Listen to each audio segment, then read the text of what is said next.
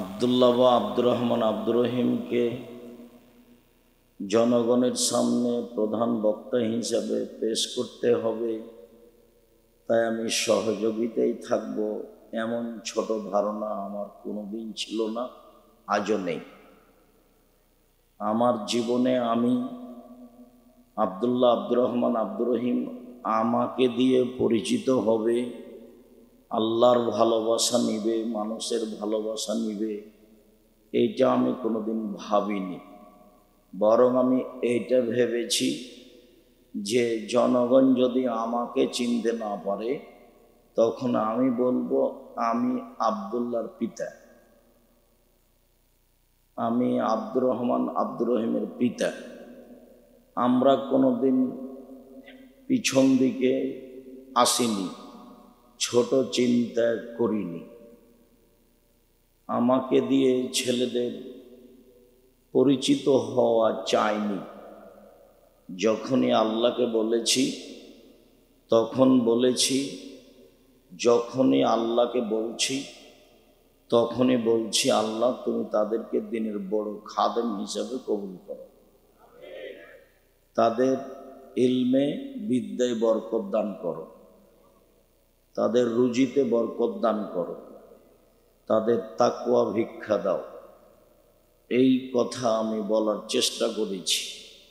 আমাকে দিয়ে ছেলেদের পরিচিতি লাভ করা আমি চাইনি। আমি একেবারেই সাধারণ নগণ্য মানুষ। আমি আমার বাপ নিরক্ষর মানুষ, আমাকে শিক্ষা দেওয়ার ব্যাপারে যা চেষ্টা করেছেন, নিরক্ষর মানুষ যা চেষ্টা করেছেন সেটা আলহামদুলিল্লাহ। বলতেন যে বেটা তোমাকে যদি জমি চাষ করে খেতে হয় তাহলে আমার মরার পরে, আমি বেঁচে থাকবো তখনও তোমাকে পড়া বাদ দিয়ে কাজ করে খেতে হবে, এইটা আমি করব না। আমরা জমিতে যেতে চাইলে আমার আব্বা যেতে দিতেন না। গরু একটা খোঁটা, বোঝেন কিনা, একটা খুঁটিতে বাঁধা আছে, তা আমরা যদি এই খুঁটি থেকে ওখানে নিয়ে যেতে চাইতাম তো আমার আব্বা বলতেন না বেটা আমি ওটা করব, ওটাও যদি তোমাকে করা লাগে তাহলে আমার পরে। আমার আব্বা কৃষক মানুষ, তো আমার আব্বা চাইতেন যে আমরা পড়াশোনা করে কিছু শিখব। তা আমরা ভাঙাচুরা শিখার ভিত্তিতে আমরা ছেলে মেয়েকে শিক্ষা দেওয়ার ব্যাপারে কিছুটা ঘাটতি রাখছি, এটা আমার বিবেচনায় কোনোদিন আসেনি, আর আমি কোনোদিন ছোট চিন্তাও করিনি। আল্লাহ সর্বশক্তিমান, সব কিছু তিনি করতে পারেন, তার কাছে বড় আশা করাই ভালো। বড় আশা করলে তিনি পূর্ণ করতে পারেন। তিনি তো আর মানুষ নন যে আমাকে বলবেন যে তুমি এত বড় দাবি করো কোথা থেকে, আমি কোথা থেকে দিব। এভাবে কি আল্লাহ বলবেন? আপনার ছেলেকে যদি আল্লাহ আলবানি করে দেন, ইমাম বুখারী করে দেন, তা আল্লাহর দয়া রহমতের অভাব আছে? আমি যেহেতু আব্দুল্লাহ এখনো আসেনি, না এসেছে নাকি, তো স্টেজে আসেনি, তার আগে একটা কথা বলি, আসলে ওটা মানাতো না। তা আমি দেওবন্দে নিয়ে গেছি প্রাইভেট টিচারের কাছে। তো প্রাইভেট টিচার দ্বিতীয় দিন বলছে যে अगर ऐसी मेहनत जारी रहेगी तो मगरबी बंगाल में कोई टकरा ना सके। তোমার যদি এরকম পরিশ্রম থাকে তাহলে পশ্চিমবঙ্গে কেউ ঠেকাতে পারবে না। এই কথাটা বলছে শিক্ষক দ্বিতীয় দিন। কি যে বুঝলো, খুব ভালো পণ্ডিত মানুষ। তো চট করে আব্দুল্লাহ মুখের উপরে বলছে नहीं, अगर दुआ करना है तो ऐसे करना कि पूरे दुनिया में कोई टकरा ना सके। আপনি ছোট দোয়া করবেন কেন যে পশ্চিমবঙ্গে কেউ ঠেকাতে পারবে না? পশ্চিমবঙ্গ তো আসাম থেকে নিয়ে কলকাতা পর্যন্ত, এটুকু করলেন কেন? যদি দোয়া আমার জন্য করা লাগে এমন করেন পৃথিবীতে কেউ যেন ঠেকাতে না পারে, এরকম দোয়া করবেন। আমিও ভাবিনি যে আব্দুল্লাহ এটা বলবে, আমিও অবাক, হুজুরও অবাক। এখন তিনজন আছি, হুজুর আবার বলছেন যে আব্দুর রাজ্জাক সাহেব আপনিও বসেন, আব্দি বাইঠিয়ে, উর্দু ভাষী ওরা তো আর বাংলা জানে না, আব্দি বাইঠিয়ে। আমি একটু হেসে উঠলাম, আচ্ছা ঠিক আছে मैं भी बैठूंगा। তো ইন্ডিয়ান 4000 টাকা মাসে নিবে। তা আমি বলছি যে ভিন্ন করে পড়াতে হবে, তো আরও যে 5 জন ছেলে বসবে তার সাথে নয়। তখনও বলছে যে সবাই মিলে যা দেয় আমাকে তাই দিতে হবে, মানে খুব ভালো যোগ্য আলেম কিন্তু টাকা লাগবে। তাই আমি বলছি ঠিক আছে 10 জন মিলে আপনাকে যে টাকা দেয় এক বেচে আমি একাই দেবো ইনশাল্লাহ, ভিন্ন করেই পড়াতে হবে। বলে ঠিক আছে তাই হলো। তো 3000 টাকা বাসা ভাড়া, 3000 টাকা হোটেল খরচ, 4000 টাকা শিক্ষককে লাগবে প্রতি মাসে। তা আমি তো কোনোদিন পিছে হটিনি, কাজেই ছোট আশাও আমি করি না। আল্লাহর কাছে যেটা দাবি রেখেছি, দাবি হায়াত পর্যন্ত রেখে যাব, উনি কতটুকু কবুল করবেন সেটা তার ব্যাপার। সম্মানিত দিনী ভাই বোন, আমি আলেমদের ব্যাপারে বলার পূর্বে আরও একটু কথা বলে নি, আব্দুল্লাহ হয়তোবা বলতে পারে। আমি জাতির শিক্ষা বিষয়ে পরিবর্তন চাই যে কোনো মূল্যে, এই লক্ষ্যেই আমার চেষ্টা প্রচেষ্টা। ইনশাল্লাহ আমি একটা ভালো পর্যায়ে পৌঁছিব ইনশাল্লাহ। আমি ইতিমধ্যেই ভালো পর্যায়ে আছি বলে আমার ধারণা কাজ করে। কেননা এদেশের আলেম ওলামা কারো গড়া মাদ্রাসাতে চাকরি করে অনেকেই। আমি আব্দুর রাজ্জাক বিন ইউসুফ একবারে শূন্যের উপরে জিরো হয়ে প্রতিষ্ঠানের জমি কিনে প্রতিষ্ঠান গড়ার চেষ্টা করছি, ঘরবাড়ি তৈরি করে চেষ্টা করছি। আলহামদুলিল্লাহ আমি ভালো অবস্থায় আছি। আপনার বাড়ির পাশে যেটা প্রতিষ্ঠান সেটা এখন প্রায় 100 বিঘা জমির উপরে, প্রায় অংশই কিনা, তার 22 বিঘা খালি মেয়েদের জন্য। ওখানে একটা মসজিদ তৈরি হচ্ছে, গত বছরও বলেছি 200 শতক জমির উপরে। তার 3 ভাগের 1 ভাগ পাইলিং মেঝে ঢালাই, এখন পর্যন্ত প্রায় 5 কোটি টাকা খরচ হয়েছে খালি পাইলিং মেঝে ঢালাই, বাকি তো আছে। যেটা রাজশাহী সেটা ছেলেদের অংশ প্রায় 40 বিঘা জমির উপরে, যেটা মেয়েদের অংশ গড়তে যাচ্ছে সেটা প্রায় 70 বিঘা জমির উপরে, যেটা দিনাজপুরে সেটা প্রায় 20 বিঘা জমির উপরে। বরিশালে চলমান আছে, চট্টগ্রামে জমি আছে, ময়মনসিংহে জমি আছে, ফেনীতে জমি আছে, যশোরে জমি আছে, কুষ্টিয়ায় জমি আছে, আপনার এই বগুড়াতে জমি আছে।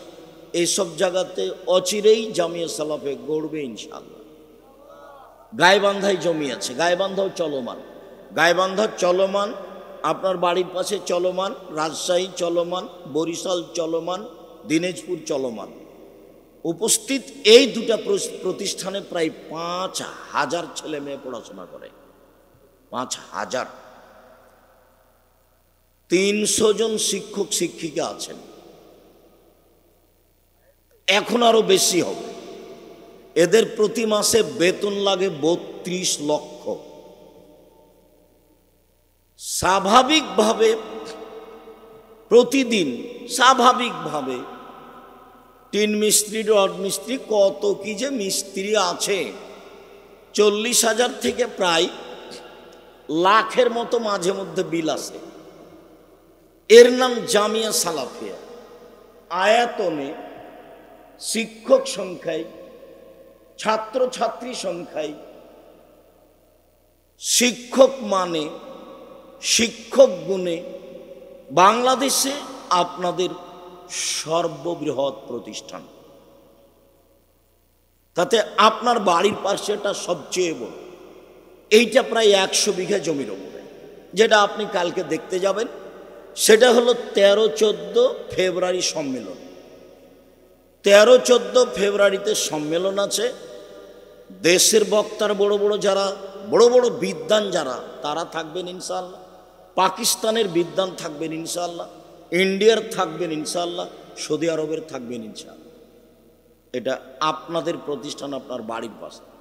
আমি জানি না আপনার প্রতিষ্ঠানের উপরে ভালোবাসা কেমন। দুইটা কথা আরো বলেনি, সেটা হলো এই যে সারা দেশ জুড়ে জামিয়া সালাফিয়া মক্তব পরিচালনা করতে চাই। সারা দেশ জুড়ে, একবারে টেকনাফ থেকে তেঁতুলিয়া, তেঁতুলিয়া থেকে টেকনাফ পর্যন্ত দেশ জুড়ে ইনশাআল্লাহ। এবং তারা এই মক্তবের শিক্ষককে প্রশিক্ষণ দেওয়ার জন্য, জামিয়া সালাফিয়া এদেরকে প্রশিক্ষণ দেওয়ার জন্য দেশের আলেম ওলামা বা জেনারেল শিক্ষিত ছেলেদেরকে কোরআন শিক্ষা দেওয়ার জন্য একটা পদক্ষেপ গ্রহণ করা হয়েছে। ফ্রিতে রাজশাহী যাবেন প্রশিক্ষণ নেওয়ার জন্য, ফ্রিতে আসবেন, ফ্রিতে খাবেন, বই পুস্তক ফ্রি, যাওয়া ফ্রি, আসা ফ্রি, থাকা ফ্রি, খাওয়া ফ্রি, বই পুস্তক ফ্রি। এটা আপনাদের জামিয়া সালাফের ফলাফল। তবে রাজশাহীতে এটা আপনারা ব্যবস্থা করছেন, তাই মনে রাখা ভালো হবে। জামিয়া সালাফিয়া কোনো বৈদেশিক পয়সা দিয়ে চলে না, জামিয়া সালাফিয়া কোনো সংস্থা দিয়ে চলে না, জামিয়া সালাফিয়া কোনো বিত্তশালী দিয়ে চলে না, জামিয়া সালাফিয়া সরকারি অনুদানে চলে না।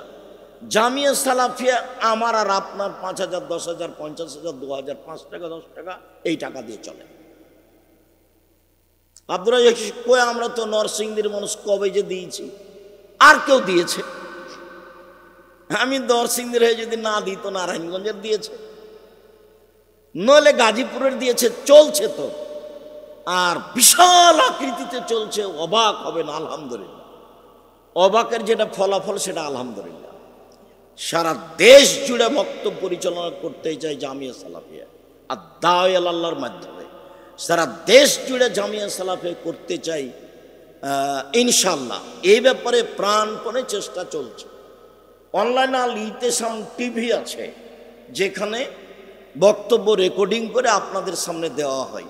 আমরা আপনাদের কাছে দিন প্রচার করার ব্যাপারে মানুষ হিসেবে সামান্যতম ত্রুটি করছি, এটা আমাদের মনে বলে না। আমি আব্দুর রাজ্জাক বিন ইউসুফ সাধারণ মানুষ হিসাবে, আপনি আমার দিনী ভাই হিসাবে, আপনি আমার দিনী বোন হিসাবে, যেটা আমি জোরালো আপনার কাছে দাবি রেখেছি, প্রতি বছর বলছি, সেটা হলো 1 নম্বর একটু দোয়া করতে হবে, আল্লাহ তুমি জামিয়া সালাফে কবুল করো, জামিয়া সালাফের কাজ কর্মকে তুমি কবুল করো। এইটা আপনার কাছে আমার প্রথম দাবি। দ্বিতীয় দাবি, আপনার অনুকূলে হলে যাবেন, 2, 4, 5 টাকা, 10 টাকা, 50 টাকা দান করবেন, যেহেতু 10-এর পয়সা দিয়ে চলে। তাতে আমি বলেছি, পতিতালয়ের মহিলা যদি কুকুরকে পানি পান করে জান্নাত পেতে পারে, তো জামিয়া সালাফিয়া 10 টাকা দান করলে জান্নাত হবে ইনশাআল্লাহ। যা আব্দুর রহিমের বক্তব্যে ফুটে উঠছিল যে দান কি জিনিস। সাথে সাথে এই দেশের সর্ববৃহৎ প্রতিষ্ঠান হচ্ছে জামিয়া সালাফিয়া, শিক্ষা মানে সর্বোচ্চ প্রতিষ্ঠান হচ্ছে জামিয়া সালাফিয়া, শিরক মুক্ত প্রতিষ্ঠান জামিয়া সালাফিয়া, বিদআত মুক্ত প্রতিষ্ঠান জামিয়া সালাফিয়া, দল মুক্ত প্রতিষ্ঠান জামিয়া সালাফিয়া, সংগঠন মুক্ত প্রতিষ্ঠান জামিয়া সালাফিয়া, হিংসা মুক্ত প্রতিষ্ঠান জামিয়া সালাফিয়া, জাতীয় সম্পদ জামিয়া সালাফিয়া। আপনি কিছুটা কার্পণ্যতা করবেন, এটা আমি চাই। তবে আপনি যদি কিছু দেখতে পান আমার ত্রুটি, তাহলে আপনি বললে আমি সংশোধনের জন্য প্রস্তুত আছি। আমি তো মনে করছি যে খালেস অন্তরে আল্লাহকে সন্তুষ্ট করার জন্য কারো পিছনে না পড়ে, কারো বদনাম না করে, কারো বিরোধিতা না করে, এই দ্বীনি খিদমতে লেগে জীবন বাজি রেখে এইটাকে একটা ভালো থেকে ভালো পর্যায়ে নিয়ে যাবো ইনশাআল্লাহ। সম্মানিত দ্বীনি ভাই বোন, আল্লাহ তাআলা বলেন, হে বিশ্বাসী মানুষ, সবচেয়ে অসন্তুষ্টপূর্ণ কাজটা করিও না। যেটা মানুষকে বলো সেটা তুমি আমল করো না, এমন কাজ তুমি করো না। আলেম ওলামা মানুষ যেটা বলছো সেটা আমল করবা, এটা আল্লাহর আদেশ। আবু হুরায়রা রাদিয়াল্লাহু তাআলা আনহু বলেন, রাসূল সাল্লাল্লাহু আলাইহি সাল্লাম বলেছেন, কাফা বিল মারে কাদেবান ইউহাদ্দিসু বিকুল্লি মা সামিয়া। একজন আলেমের জন্য মিথ্যুক হওয়ার ব্যাপারে এতটুকুই যথেষ্ট যে শরীয়তের কোনো কথা বলে দিল তদন্ত না করে। যার কারণে বহুদিন আমি বলেছি যে আজ যদি ওমর রাদিয়াল্লাহু তাআলা আনহু বেঁচে থাকতেন তাহলে শতকরা ৯৫ জন বক্তার যারা বাংলাদেশে বাংলা ভাষায় বক্তব্য দিচ্ছে শতকরা ৯৫ জন বক্তার আজীবন জেল হতো, তারা কেউ বাইরে থাকতে পেত না। আমি আর আপনি মনে করলাম বক্তা, কিন্তু আসলেই কি তাই? কোরআন হাদিস না বুঝে, না বুঝার চেষ্টা করে, কেসা কাহিনী কি যে বলে আল্লাহই ভালো জানে। আর বক্তৃতাতে এরকম নয়, একেবারে খালে সন্তরে হতে হবে। রাসূল সাল্লাল্লাহু আলাইহি ওয়াসাল্লাম বলছেন, পৃথিবীর আলেম ওলামা শোনো, বাল্লিগু আন্নী ওয়ালা আয়া, আমার একটি কথা জানা থাকলে অন্যকে বলো। পৃথিবীর যারা আলেম ওলামা, যারা দ্বীন প্রচার করতে চাও, তারা শোনো, আমার একটি কথা জানা থাকলে অন্যকে বলো। ওয়া হাদ্দিসু আন বানি ইসরাঈল ওয়ালা হারাজ, বানি ইসরাঈলের কাহিনী বলো, কোনো দোষ নেই। ২ নম্বর বাক্য। ৩ নম্বর বাক্য, মান কাযাবা আলাইয়া মুতাআম্মিদান ফালিয়াতাবা মাকাদাহু মিনান নার। কেউ যদি কোনো কথা আমার নামে বলে, সেই কথা যদি আমার না হয়, কেউ যদি কোনো কথা আমার নামে বলে, সেই কথা যদি আমার না হয়, তাহলে তার থাকার জায়গা জাহান্নাম। আমি যে দিন প্রচার করতে এসে একটা কথা বলে দিলাম, বললাম যে ওযু করার সময় কাঁধ মাসা করতে হবে। এখন কাঁধ মাসা যদি রাসূলের কথা না হয় তাহলে কি হবে? তাহলে ফলাফল জাহান্নাম। জুব্বা যত বড়ই হোক, পাগড়ি যত বড়ই হোক, রেহাই হবে না। রাসূল সাল্লাল্লাহু আলাইহি ওয়াসাল্লাম বলছেন, একদা জিবরাইল আমাকে নিয়ে গেলেন উপরে। তো দেখি হঠাৎ অনেক মানুষ তুকরাজু সাফাউমে মাখারাজ মিনান নার, যাদের ঠোঁট এবং জিহ্বাকে আগুনের কেঞ্চি দিয়ে কেটে দেওয়া হচ্ছে। তা আমি বললাম জিবরাইলকে, মান হাউলায়, জিবরাইল এরা কারা? তখন জিবরাইল বলছেন, হাউলায় খুতবা উম্মতিক, এরা আপনার উম্মতের বক্তা, যারা বক্তৃতা করে বেড়াতো। নেন এবার। যার কারণে আমাকে আর আপনাকে সচেতন হওয়া খুবই জরুরি, অন্তত দিন প্রচারের ব্যাপারে।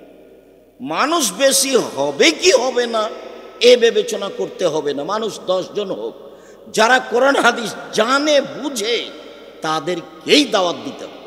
10 জন হোক মানুষ, তাতে কি আছে? আমি কি কারো জিম্মেদারি নিয়েছি যে তাকে হেদায়েত করতেই হবে? আল্লাহ বলছেন আমার নবীকে, ইন্নাকা লা তাহদি মান আহবাবতা, আপনি জোর করে কাউকে হেদায়েত করতে পারবেন না।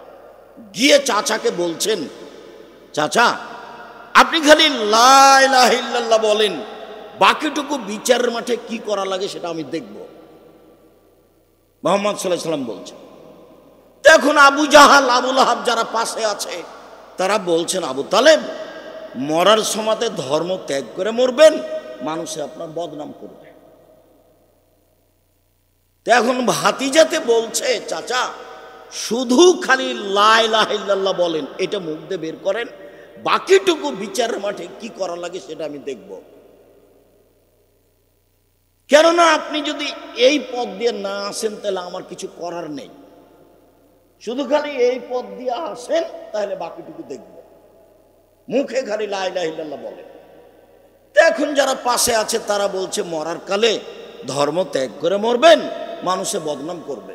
তখন বলছে, ভাতিজা তাহলে হলো না, আমি যে ধর্মে ছিলাম সেটাই বহাল থেকে গেলাম। তো 2-1 দিন পরে মারা গেল। তো মুসলিম গ্রন্থে এসেছে, আলী বলছেন, আল্লাহর নবী আপনার চাচা মারা গেছে। তখন আল্লাহ রাসূল বলছেন, এই আলী শোনো, যাও ওকে মাটিতে পুঁতে দাও। আবু তালেব মুহাম্মদ সাল্লাল্লাহু আলাইহি সাল্লাম সবচেয়ে কাছের মানুষ, মুহাম্মদ সাল্লাল্লাহু আলাইহি সাল্লামের সবচেয়ে কাছের মানুষ। রাতে দিনে সকালে সন্ধ্যায় সুবিধায় অসুবিধায় সর্বদা যিনি দেখেছেন তিনি হচ্ছেন আবু তালেব, যার ছায়াতে আল্লাহর নবী চিরদিন থেকেছেন। সেই নবী বলছেন, আলী যাও তাকে মাটিতে পুঁতে দাও। উনি গেলেন না, মাটিতে পুঁতে দিতে গেলেন না। মানে হিন্দুকে জ্বালিয়ে নদীতে ভাসানো হবে না, হিন্দু মারা গেলে তাকে শ্মশান ঘাটে ফেলা হবে না, তাকেও কি করতে হবে? মাটিতে পুঁতে দিতে হবে। তবে তার জানাজা নেই, তার গোসল নেই, তার কাফন দাফন নেই, এমনি তাকে মাটিতে পুঁতে দিতে হবে। হাদিস বুখারী মুসলিম। যাও আলী ওকে মাটিতে পুঁতে দাও। যদি লা ইলাহা ইল্লাল্লাহ বলতেন তাহলে আমি দেখতাম। এখন আল্লাহ বলছেন ইন্নাকা লা তাহদি মান আহবাবতা, মুহাম্মদ সাল্লাল্লাহু আলাইহি সাল্লাম আপনি ইচ্ছা করলেই কাউকে হেদায়েত করতে পারবেন, ব্যাপারটা এমন নয়। ইন্না আলাইনা লাল হুদা, কাকে আমি হেদায়েত করব সেটা আমার ব্যাপার। দিন রাত বক্তব্য শোনার পরে যদি আপনার পরিবর্তন না আসে তাহলে বুঝতে হবে ভাগ্য টলে গেছে। তাহলে কি বুঝতে হবে? ভাগ্য টলে গেছে। দোয়া করে একে ফিরিয়ে নিয়ে আসতে হবে। পৃথিবী সৃষ্টির 50,000 বছর পূর্বে ভাগ্য লেখা হয়েছে, এইটাকে কেটে নতুনভাবে লেখার একটাই পথ, দিন রাত দোয়া করা, কান্নাকাটি করা। তাহলে আল্লাহ যেটা লিখে রেখেছেন সেটা কেটে পরিবর্তন করে দেবেন। রাসূল সাল্লাল্লাহু আলাইহি সাল্লাম বলছেন যে আমি স্বপ্নে দেখলাম একদা, লম্বা কথার একটা কথা, যে আমাকে দুইজন ফেরেশতা দুই হাত ধরে টেনে নিয়ে যাচ্ছে। দেখি একটা লোক চিত হয়ে শুয়ে আছে, আর পাশে একটা লোক পাথর দিয়ে তার মাথাকে ভেঙে চৌচির করে দিচ্ছে। মারলে দূরে ছিটকে চলে যাচ্ছে পাথরটা, আবার নিয়ে আসে, আবার মারে, আবার চলে যায়, আবার নিয়ে আসে, আবার মারে, আবার ছিটকে চলে যায়। আমি এক পর্যায়ে বললাম, বলো তো এটা ঘটনা কি? তখন তারা দুইজন বললেন, জিবরাইল আর মিকাইল দুইজন বললেন যে ইনি হচ্ছেন মাওলানা মানুষ, বলতো আমল করতো না।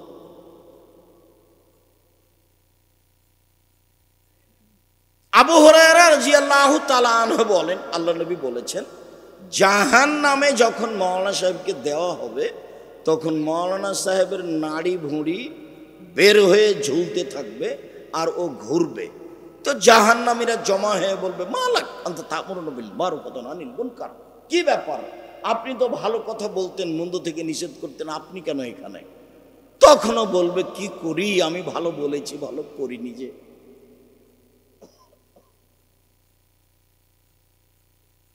রাসূল সাল্লাল্লাহু আলাইহি সাল্লাম বলেন, ইয়াকুনু মিন বাদি আইম্মা, আমার পরে এক শ্রেণীর আলেম মানুষের কাছে আলেম হয়ে আসবে, ইহতাদুনা বিগাইরি হাদিয়াতি, আমার আদর্শ ছাড়াই অন্য আদর্শ মানবে এবং প্রচার করবে। ওয়া ইস্তান্নুনা বিগাইরি সুন্নতি, আমার সুন্নাত ছাড়াই অন্য সুন্নাত ধরে মানবে এবং বলবে এটাই রাসূলের সুন্নাত। কুলুবুহুম কুলুবু শয়তান ফি জুসমানি ইনসান, ওর অন্তর হবে শয়তানের অন্তর, ওকে দেখে লাগবে মানুষ। নেন এবার হাদিস তো বুখারী মুসলিম। নিজে একটা আদর্শের কথা বলবে, আপনি অবাক হবেন। মাওলানা মানুষ কোরআন মাজিদ খুলে বলছে, দেখেন আল্লাহ বলছেন ভোট দিতে হবে। খ্রিস্টান আব্রাহাম লিঙ্কনের কাল্পনিক পদ্ধতি এটা, এ হলো ইলেকশন, এটা কোরআনে থাকলো কি করে? আব্দুল্লাহর বক্তব্য আমরা যারা বিশ্ববিদ্যালয় থেকে সেসব বক্তব্য বিভিন্ন সময়ে শুনেছি, আমরা বিষয়টি খুব ভালোভাবে স্পষ্ট আছি। আজকে কি বিষয়ে অল্প সময় কথা হবে তা আমার জানা নাই, হয়তো বা আমরা বসে থাকলে সেটা বুঝতে পারবো যে কি বিষয়ে কথা হবে ইনশাআল্লাহ। তা আব্রাহাম লিঙ্কনের কাল্পনিক পদ্ধতি, যেই পদ্ধতিতে নির্বাচনে মেথর এ হতে পারে, প্রধানমন্ত্রী হতে পারে, মুচি প্রধানমন্ত্রী হতে পারে। চলে, তুমি যে দড়িয়ে বেড়াও, উমুকের চরিত্র ফুলের মতো পবিত্র, তোমার মাথায় কিছু আছে, গোবর আছে তোমার মাথায়, তুমি হিসাব পাও না? তোমরা সবাই মিলে একটা উচ্চ শিক্ষিত নরসিংদী জেলার একেবারে লন্ডন থেকে পড়ে এসেছে, ভদ্র নম্র হুঁশিয়ার বড় বিদ্বান, তাকে তোমরা এমপি মন্ত্রী করার জন্য ভোট দিচ্ছ। ফলাফলে দেখা গেল যে তোমাদের এলাকার এক মুচি দুনিয়ার বদের গোড়া, তারই ভোট একটা বেশি। এবার কি হবে বলো দেখি? মুচি পাস। তাহলে কিভাবে বলে কোরআন খুলে দেখাচ্ছে যে দেখেন আল্লাহ বলছেন ভোট দিতে হবে। মৌলানা সাহেব নিজে কোরআন মাজিদ খুলে বলছে, দেখেন আল্লাহ বলছেন মিলাদ করতে হবে। মিলাদ কোরআন মাজিদে আছে মিলাদের কথা। আল্লাহর নবী বলছেন, বুখারী মুসলিমের হাদিস, আমার এক শ্রেণীর আলেম ওলামা আমার আদর্শ ছেড়ে দিয়ে অন্য আদর্শ গ্রহণ করে বলবে এটাই রাসূলের আদর্শ। কাজী সাহেব মাওলানা মানুষ কামেল পাস, 4 জন সাক্ষী রোজ লিখছে বিবাহের খাতাতে। তো 4 জন সাক্ষী তো জেনা প্রমাণ করার জন্য লাগে, বিবাহের জন্য তো 2 জন সাক্ষী লাগে। কই মাওলানা সাহেবের গায়ে তো একটু ব্যথাও আসে না, বরং আমাকে পাল্টা মোবাইল করে বলে, হ্যাঁ আপনি এভাবে কথা বলেন, কাজী সাহেবের খাতা টয়লেট পেপার হিসেবে ব্যবহার করার জন্য বলেন। আমি বলছি যে আমার ভাষা এইটুকু কুলালছে, যদি এর চেয়ে খারাপ কিছু বলতে পারতাম সেটাই বলতাম। ওটা তো রাসূলের পদ্ধতি নয়, রাসূলের পদ্ধতি 2 জন সাক্ষী। আর আপনি কি করে বিবাহ পড়ালেন? ওর বাপ নাই এই অবস্থায়। কোর্টের বিবাহ বাতিল, কোর্টের বিবাহ বাতিল, কোর্টের বিবাহ বাতিল। যদি 10 ছেলের মা হয়, 10টা ছেলেই যে না বৈধ হয়নি। আর বাপ যদি পাগলা হয় তবু সেই বাপকে উপস্থিত হতে হবে, তাছাড়া বিবাহ হবে না। লা নিকাহ ইল্লা বিওয়ালিন, পিতা ছাড়া বিবাহ হয় না। ওয়ালা নিকাহ ইল্লা বিশাহিদাইনি, 2 জন সাক্ষী ছাড়া বিবাহ হয় না। আল্লাহ রাসূল বলছেন, লা তুজাব্বিজুল মারাতাল মারাতা ওয়ালা তুজাব্বিজু নাফসাহা, কোন মহিলা কোন মহিলার বিবাহ দিতে পারে না, নিজে নিজে বিবাহ বসতে পারে না। কোন মহিলা কোন মহিলার বিবাহ দিতে পারে না, নিজে নিজে বিবাহ বসতে পারে না। ফুফুতে বলছে, ফুফু বলছে ভাতিজিকে, এই শোন, ভাইয়ের বেটিকে বলছে, তুই চলে, তোর বাপ তো বিবাহ দিবে না, ছেলেটা খুব ভালো, আমি বিবাহ দিয়ে দিব, ফুফুতে বলছে। তো এখন চুপে চুপে ওর মা ওকে পাঠিয়ে দিয়েছে, ওর বাপ ওখানে বিবাহ দিবে না, তখন ওর ফুফু বিবাহ দিয়ে দিয়েছে। পুরুষ ছাড়া বিবাহই হবে না, কখন কখন তার ফুফু বেটা ছেলে হয়ে গেছে, পুরুষ মানুষ বিবাহ দিয়ে দিয়েছে।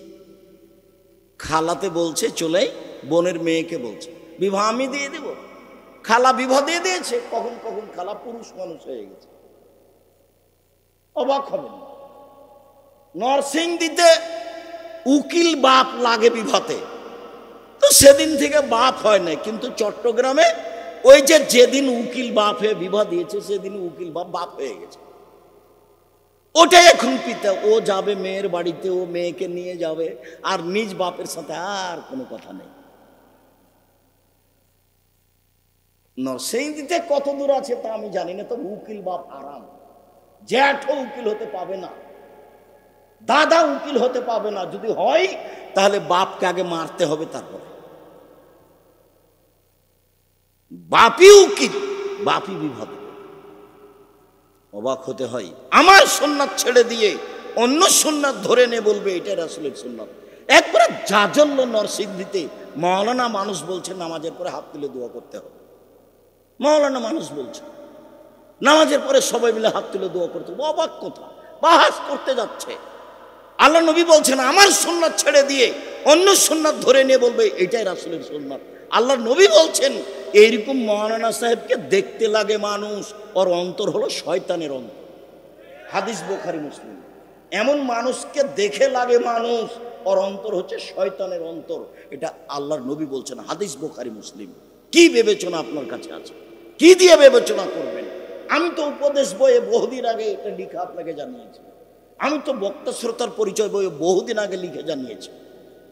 আপনার সাথে আমার দূরত্বের খবর জানি না, আপনার অন্তরের আমি সংকীর্ণ, আপনার অন্তরের আমি দুর্বলতা চাইনি।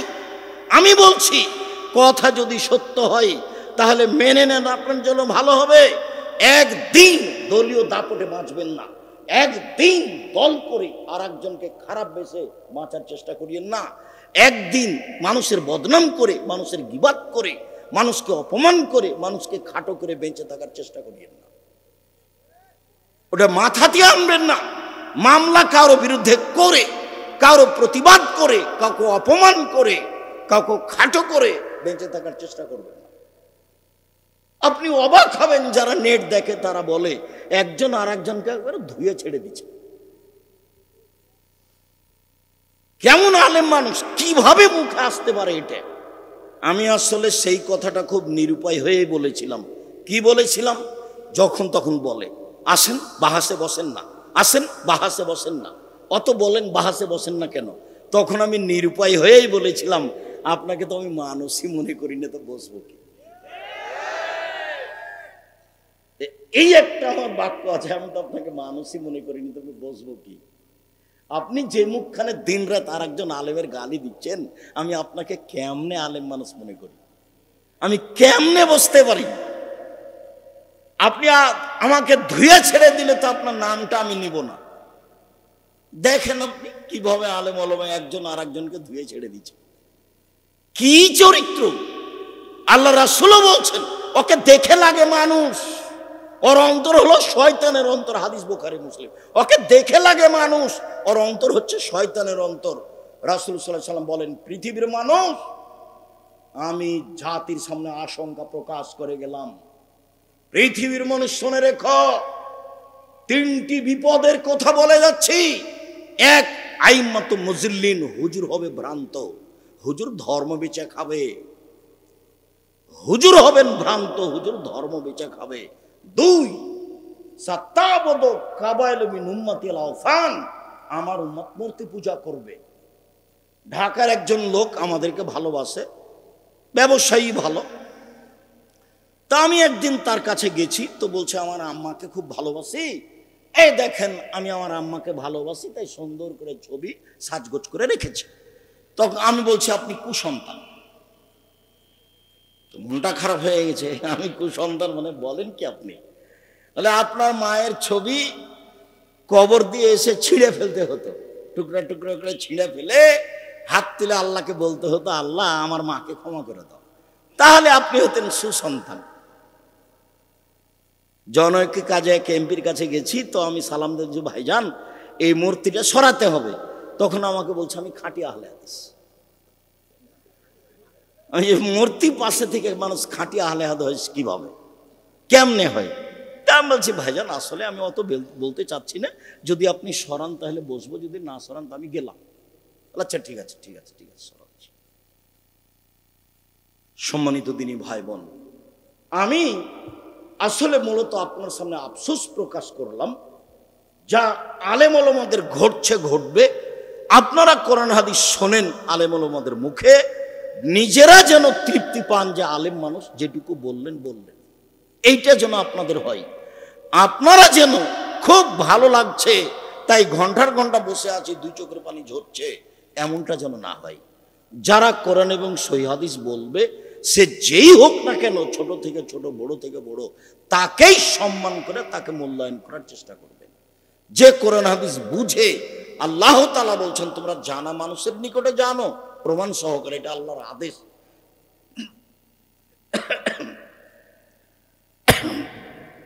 পানি আছে?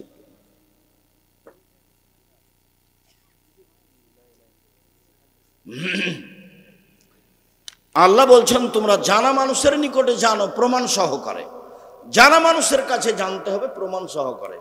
এইটুকু আমি বলে আপাতত আমার কথা শেষ করছি। আমরাও আব্দুল্লাহ কি বলছে এটা শোনার অপেক্ষায় আছি। জাযাকুমুল্লাহ খায়র। আমি আপনার ছেলে মেয়ের জন্য দোয়া করি, আপনার ছেলে মেয়েকে আল্লাহ কবুল করুক। আপনারা একটু এদের জন্য দোয়া করবেন, আল্লাহ যেন তাদের কবুল করেন, তাদের খিদমত যেন কবুল করেন, আল্লাহুম্মা আমিন। এইটুকু আপনাদের কাছে দাবি রেখে আপনাদের সবাইকেই আপনার বাড়ির পাশে 14-15 ফেব্রুয়ারি, 13-14 ফেব্রুয়ারি সম্মেলনে উপস্থিত হওয়ার আন্তরিকভাবে জোরালো দাবি রেখে সালাফি কনফারেন্স, এই সালাফি কনফারেন্সে অবশ্যই উপস্থিত হবেন। আমি মনে করি এটা নরসিংদী নারায়ণগঞ্জ জেলার সম্মেলন, আপনাদের সম্মেলন। আপনারা উপস্থিত হয়েই তাকে সফল করার চেষ্টা করবেন। পাকিস্তানের আলেম ওলামা থাকবেন, ইন্ডিয়ার থাকবেন, বাংলাদেশের থাকবেন, বিষয়ভিত্তিক আলোচনা হবে। সেই বিষয়গুলি আগেই তাদেরকে জানানো হয়েছে। আশা করি যে আপনারা উপস্থিত হবেন এবং বিষয়ভিত্তিক বক্তব্য শুনবেন।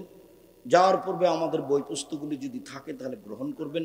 দাবি রেখে সকলকেই আব্দুল্লাহ কি বলছে বিষয়টির উপরে খুব জোরালোভাবে গুরুত্ব দিয়ে মনোযোগ সহকারে শোনার আশা রেখে আমরা আব্দুর রহিমের বক্তব্য ভালো বুঝেছি বলেই আমরা অবগত, এবং তাতে বুঝেছি যে মানুষের জীবনে দান সবচেয়ে বড় শক্তিশালী ইবাদত। তাতে বুঝেছি যে দান করে খোটা দিলে দান কেটে যায়। তাতে বুঝেছি যে দান করে যদি কষ্ট দেওয়া হয় তাকে, তাহলে দান কেটে যায়। তাতে আমরা বুঝেছি যে লোক দেখানো দান করলে দানটা কি হয়ে যায়, নষ্ট হয়ে যায়। এসবগুলো বিষয়ে সাবধান থেকে দান করা একটা বড় ইবাদত, সেটা করব ইনশাআল্লাহ।